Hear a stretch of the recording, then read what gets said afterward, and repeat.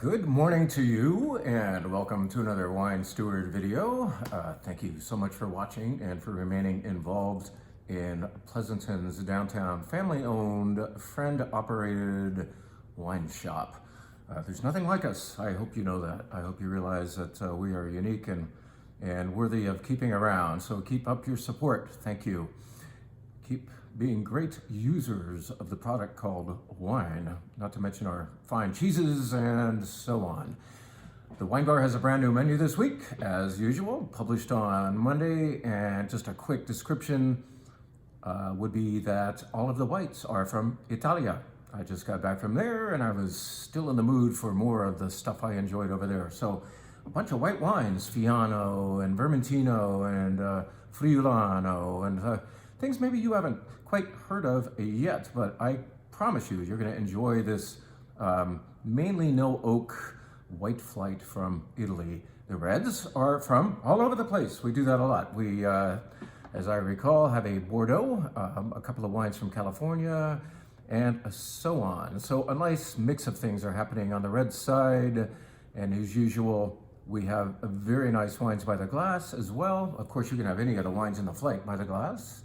And the sparkling wine of the week is from Vouvray. The Loire Valley of France is the home of some of the best Chenin Blanc in the world. And Vouvray is easily one of Chenin Blanc's greatest champions as far as wine regions go. And Vouvray happens in sweet form, in dry form, and also, thank goodness, in bubbly form. So check out the Vouvray Brut from Saulnier. That is our sparkling wine of the week. Very, very tasty.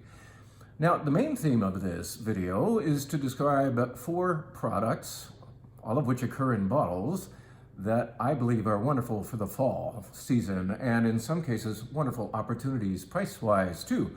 Here's opportunity number 1. This is made by Guaraci, who's perhaps best known for making rockin' Napa Valley Cabernets. Well, Alex Guaraci also owns a vineyard called Fern Creek Vineyard in the Mount Pisgah subregion of the Willamette Valley in Oregon. And that's where this particular Pinot Noir comes from. Many of you already know this wine because you've enjoyed buying it here, enjoying it at home, and savoring a Oregon Pinot Noir that's bigger than usual. I think a lot of people have it in their heads that most Oregon Pinot Noirs are lighter than what happens in California.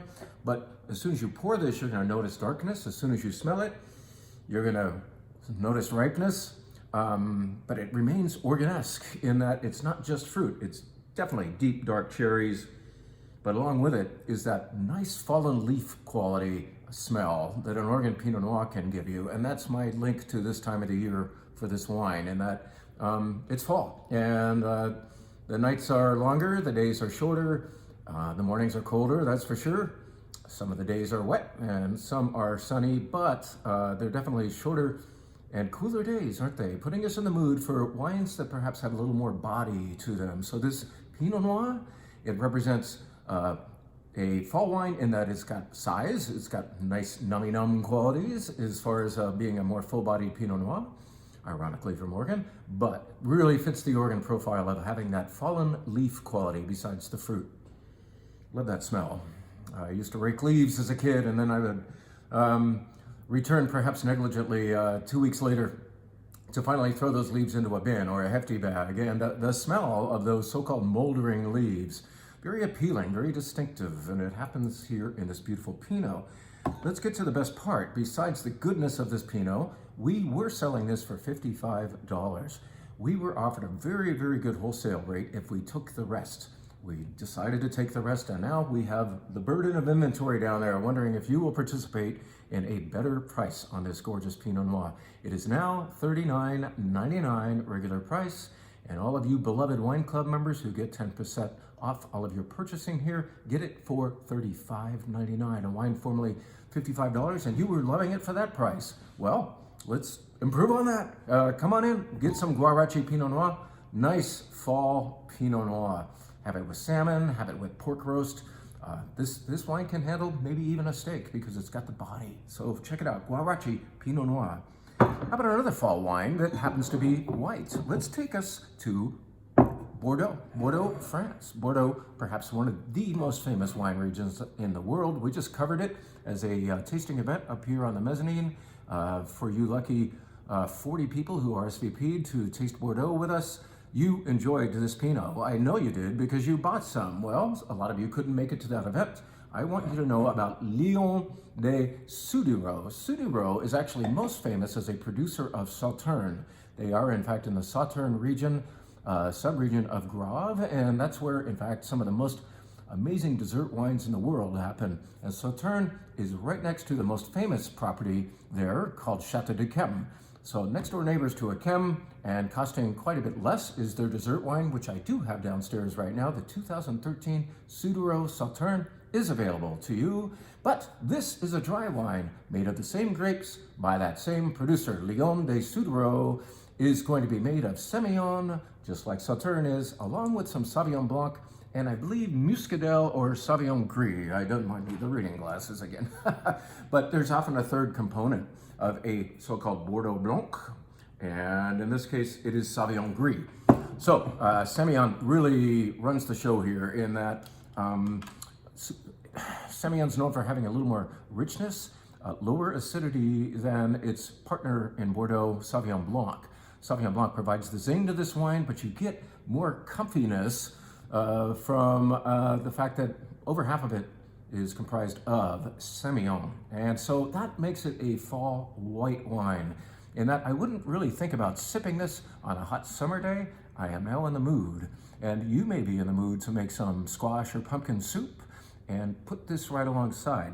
I think I've already mentioned pork roast. I'm in the mood for that this time of the year, but pork roast would also be lovely with this. White meats, this white wine can stand up to those. And creamy cheeses and dishes with white cream sauces. Creamy sauces would be just a wonderful mate. Because of the mouthfeel going on here, it's a nice match for those foods that have just a little more body and richness in and of themselves. So check out this beautiful white Bordeaux. It is classy stuff. And by the way, Chateau de Chem, right next door, does make a dry wine too. It's called Y, or E for Echem. And it costs over $200 a bottle. This does not. This is $29.99 for a very elegant, stately Bordeaux Blanc. And it is $26.99 for you beloved wine club members. Boom. A nice fall white wine. Let's now tell you about a really nice red wine from Tuscany, where I just spent a long week, and it was too short. This is a wine that many of you know because we carry it absolutely every year they make it. Castello di Bossi does not make this Reserva wine every year. The year has to be good. It has to be a good vintage to justify the making of what most of us know as their best wine. 100% Sangiovese Chianti Classico Reserva Castello di Bossi. This is to let you know that this very elegant wine is back on the shelf. This is also to let you know this is not the wine I wanted to tell you about, because you already know about this, at least most of you do. What I didn't know about until I visited this winery near Berardenga, the village of Berardenga in southern Chianti Classico, what I didn't know is that they make Corbaya. Corbaya is the name of one of their oldest plots of vines, and you could call this a Super Tuscan. Now, what is a Super Tuscan? It's a red wine from Tuscany that kind of breaks the rules in that it doesn't have enough Sangiovese in it, or it doesn't have any at all, and so you can't call it Chianti. You can't really give it an official name, so this unofficial term Super Tuscan is applied to these blends that often employ Bordeaux varieties, often have no Sangiovese in them whatsoever, and yet they are delicious. They are, to me, valid Italian wines in as much as they are using French varieties because they taste and feel Italian. If a Super Tuscan still has that more concise Italian feel, I say it's a valid Italian wine. This is an exception to everything I've been saying in that it actually has 70% Sangiovese in it, and then 30% Cabernet Sauvignon is the foreign invader. They both grow in this oldest plot of Castello di Bossi's called Corbaya, hence the name of the wine. This is a beautiful Super Tuscan that I feel a little more, I feel it's a more valid Super Tuscan in that it is mainly Sangiovese, the greatest grape of Tuscany. And so you've got more body because of the Cabernet, but you've still got that beautiful Sangiovese flavor that you would be enjoying from this 100% Sangiovese, down a rung in price. This is to say that we just got in 18 bottles of Corbaia, whereas the high end is not selling all that well. This is not too high end. This is a wine I think many of you would be enjoying this weekend. And once again, why is it a fall wine? Because it's got a little more oomph. Where you might enjoy this in the summertime, I can enjoy this all year long. It's more medium bodied, this is more full bodied because of the old vines and Sangiovese being coupled with Cabernet Sauvignon. Corbaia from Castello di Bossi, a beautiful red wine that I got to savor over there, and I was very happy to hear that it was available over here upon my return. We're going to tell you about one more product. I said I was going to tell you about 4 bottled products, and I didn't say wine, did I? That's because the final wine, this funny looking label, is Hogworth. Whatchamacallit? It's, as you can see, it's a brown spirit, so it's not one of my gins for once. This is something I talked up last winter, and we had brought it aboard. We've carried it ever since, but maybe we were in the mood to drink this during the summer, but now it is time to have maybe one big piece of ice or to drink it entirely neat. This is lovely stuff that I keep calling it stuff because I can't call it bourbon, I can't call it cognac or Armagnac, I can't call it rye, because it's actually a unique blend made by the former owner and maker of Whistle Pig. So people who really follow their bourbons know about Whistle Pig. That gentleman made it big with Whistle Pig and sold the brand and couldn't leave well enough alone. He had to get back into the pig label business and make Hogsworth.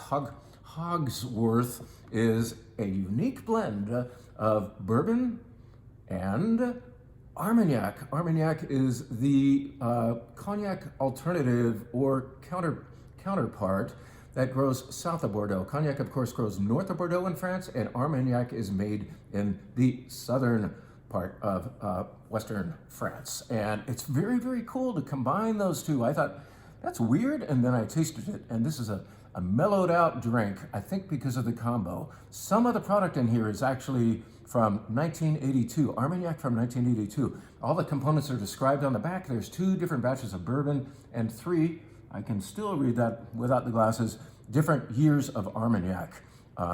And what a beautiful fusion product this is, something for which I'm now back in the mood because the weather's cooler, the nights are longer and darker, and I think whether you have a bourbon fan or an Armagnac fan, they both really say, what? When they hear about this combination, and then when they smell and taste it, they're gonna say, that makes sense. And I think it makes sense because of the Whistle Pig dude being in charge of this blending. So check out all of these fall products. Come and see us at the wine bar. Come and see us on the sales floor. Yes, we still call it a sales floor. And thank you for all you're doing here at the Wine Steward. We are putting together some fun events. I think Nickel and Nickel is sold out. That's this Sunday. But I am working on Burgundy, and you'll see some other things coming up. So thank you once again for everything you do with us at the Wine Steward. We love you.